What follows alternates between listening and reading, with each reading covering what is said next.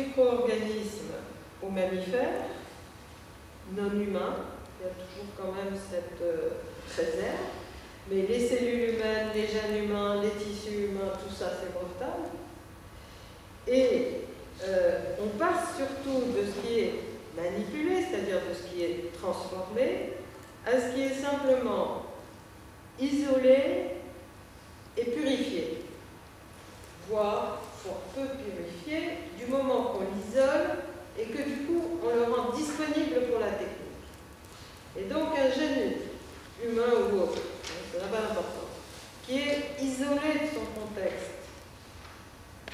et relié à une fonction, même s'il est, et d'ailleurs c'est quand il est identique au gène d'origine qui l'intéresse, on va pouvoir le breveter parce que le simple fait de l'isoler suffit à le rendre brevetable.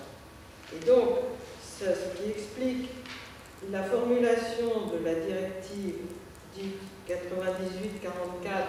qui exprime en Europe la fin de l'évolution, si vous voulez, de toute cette histoire. Aux fins de la présente directive, sont brevetables les inventions nouvelles, même lorsqu'elles portent sur un produit composé de matière biologique ou qui contient une matière biologique. Et l'alinéa 2, une matière biologique isolée de son environnement naturel peut être l'objet d'une invention, même lorsqu'elle préexistait à l'état naturel.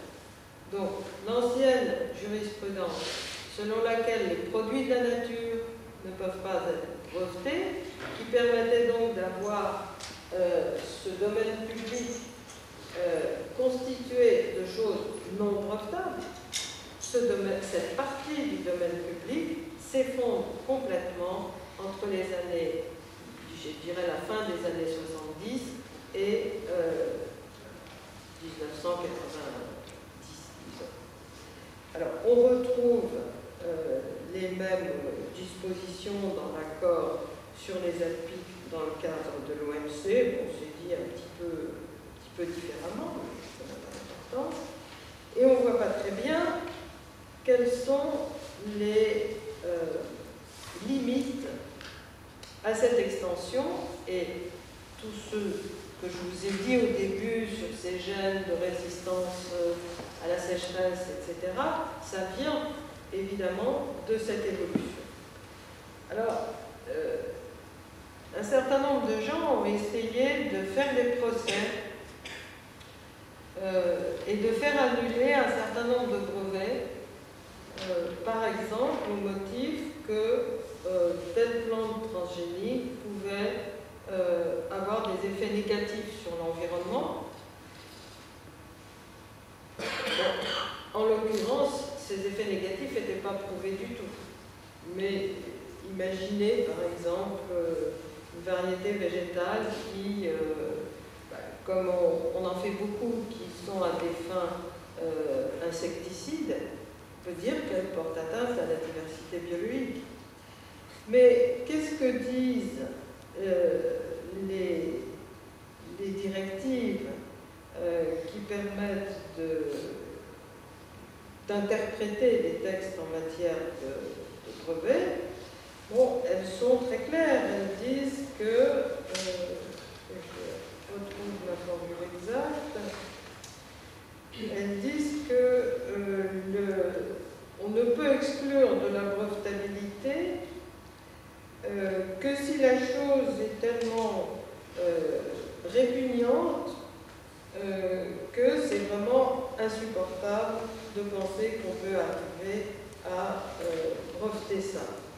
Donc évidemment, si on demande que quelque chose soit à ce point répugnant pour pouvoir l'exclure de la brevetabilité, et les exemples qui sont donnés, c'est par exemple les mines antipersonnelles, c'est pas brevetable, les lettres piégées pour faire des actes terroristes, c'est pas brevetable, mais on voit bien que l'Office européen des brevets peine à trouver des choses qui ne seraient pas brevetables simplement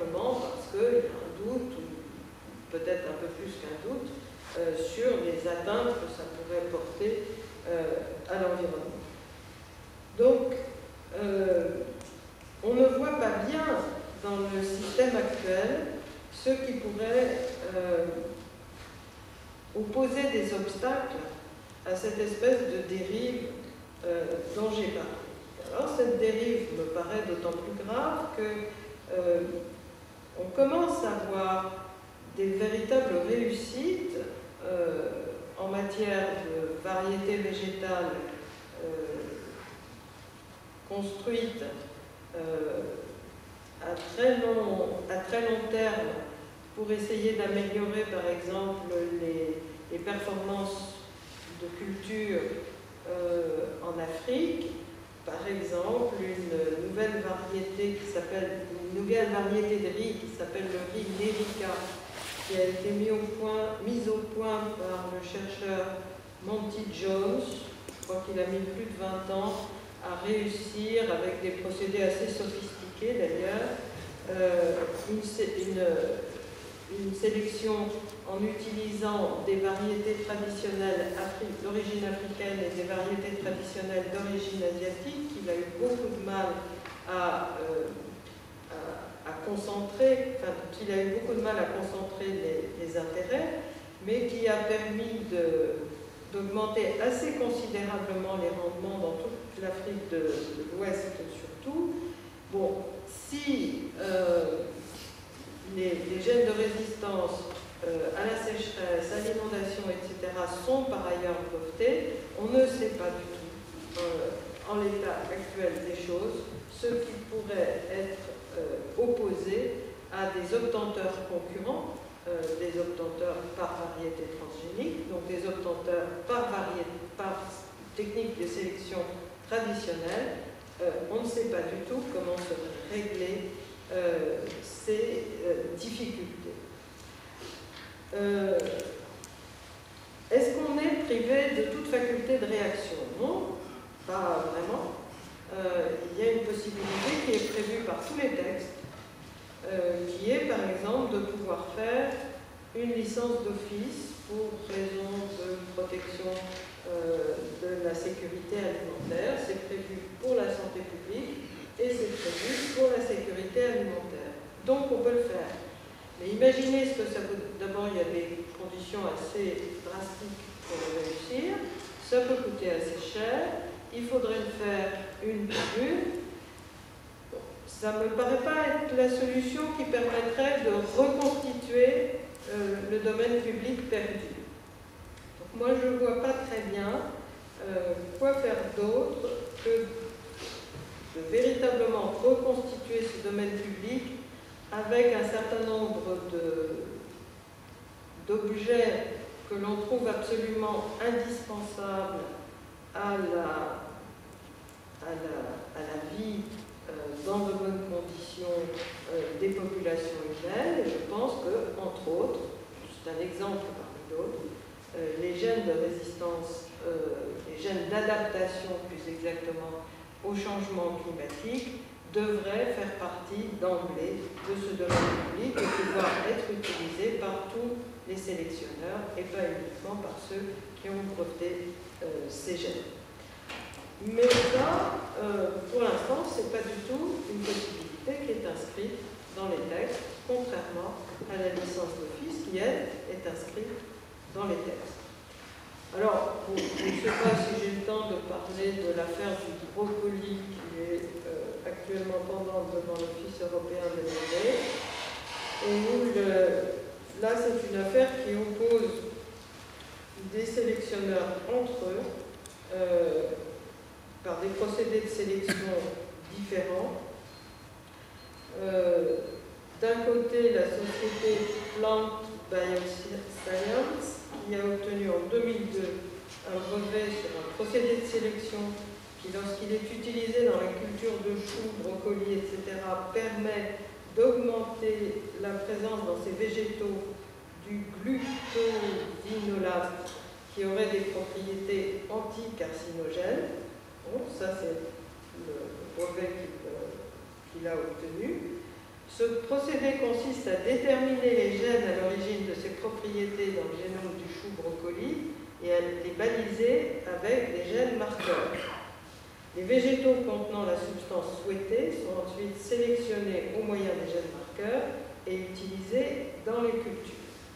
Et le brevet n'est pas contesté par Greenpeace ou autre, le brevet est contesté par les sociétés Limagrin et Syngenta qui estiment que ce procédé de sélection ne consiste pas en un procédé technique brevetable, mais en un procédé biologique qui, lui, ne serait pas brevetable au sens de la Convention sur le brevet européen.